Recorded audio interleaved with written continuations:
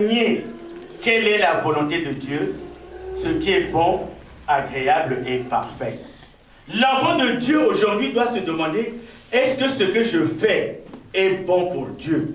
Est-ce que ce que je fais est agréable à Dieu? Si ce que je fais est bon pour Dieu, alors je le fais. Mais si ce que je fais n'est pas bon pour Dieu, je ne le fais pas.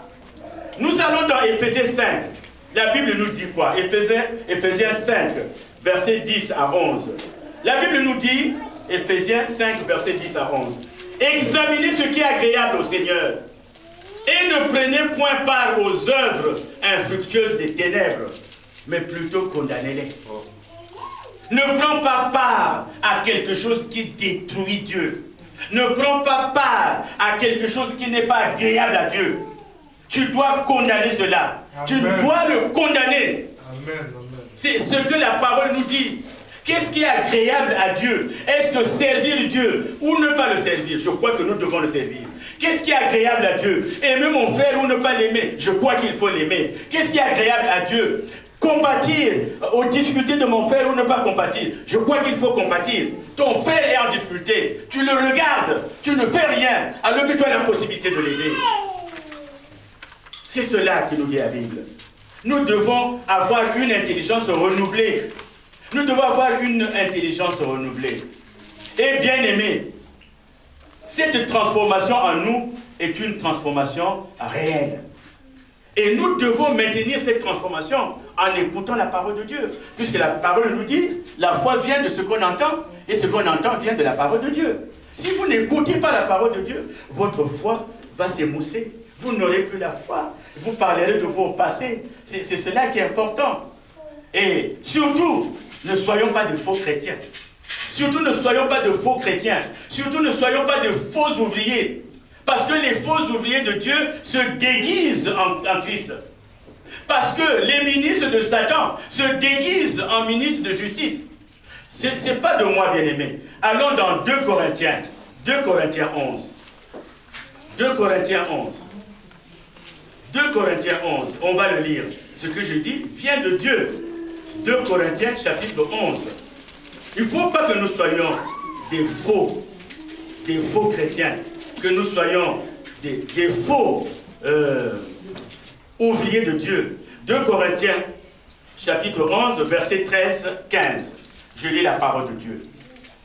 Ces hommes-là sont des faux apôtres, des ouvriers trompeurs, déguisés en apôtres de Christ. Et cela n'est pas étonnant, puisque Satan lui-même se déguise en ange de lumière. Il n'est donc pas étrange que ces ministres aussi se déguisent en ministres de justice. Leur fin sera selon leurs œuvres. Donc nous devons être intelligents. Nous devons renouveler notre intelligence.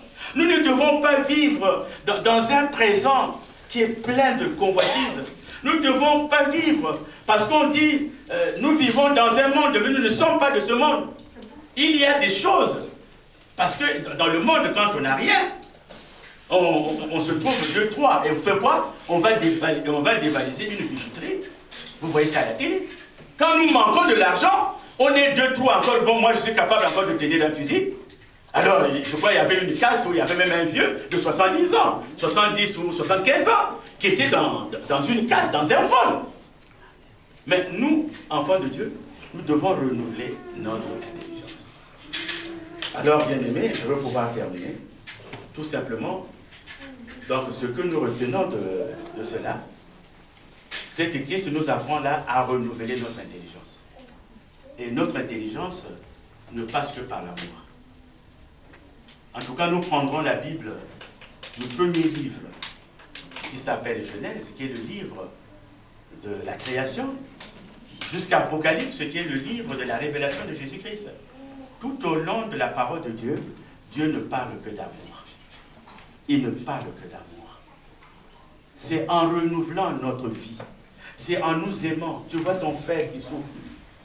Toi, tu es nanti. Toi, tu as les moyens. Tu ne peux pas l'aider.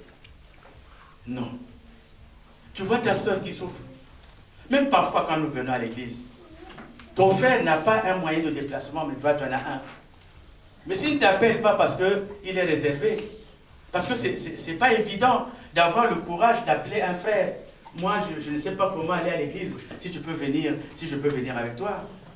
Pourquoi nous ne demanderions pas à un frère qui n'a pas de moyens de déplacement, mon frère, comment iras-tu à l'église? Comment vas-tu partir à l'église? C'est cela l'amour. Alors nous allons nous mettre debout.